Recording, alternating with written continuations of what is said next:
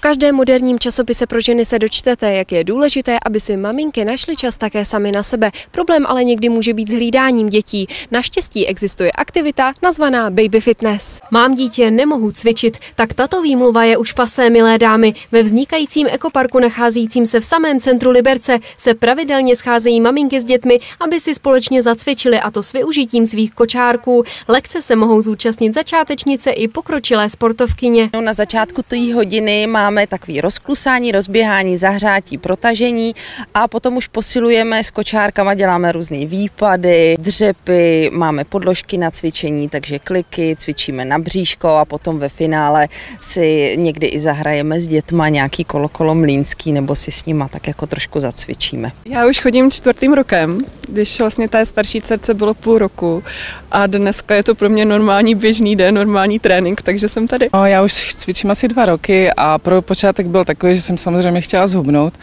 ale teď se už to stala závislost a už chodím pravidelně a je to fakt skvělý, protože tady máme skvělou partu. Je to dopolední aktivita, je tu i ta maminka aktivní, ale jsou tu i ty děti.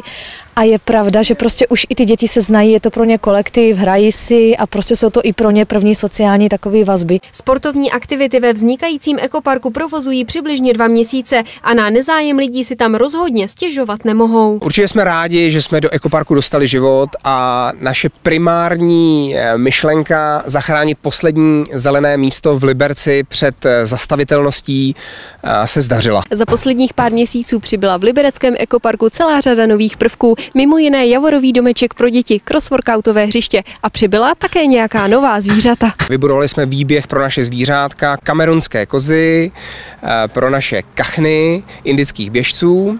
Vybudovali jsme plošiny v korunách stromů, na kterých se cvičí jóga, cvičí se na nich karate. Aktuálně mohou lidé do ekoparku zavítat pouze v rámci předem zorganizovaných akcí. Naplno se ale zájemcům otevře až na jaře příštího roku. Michaela Vlková, televize RTM+.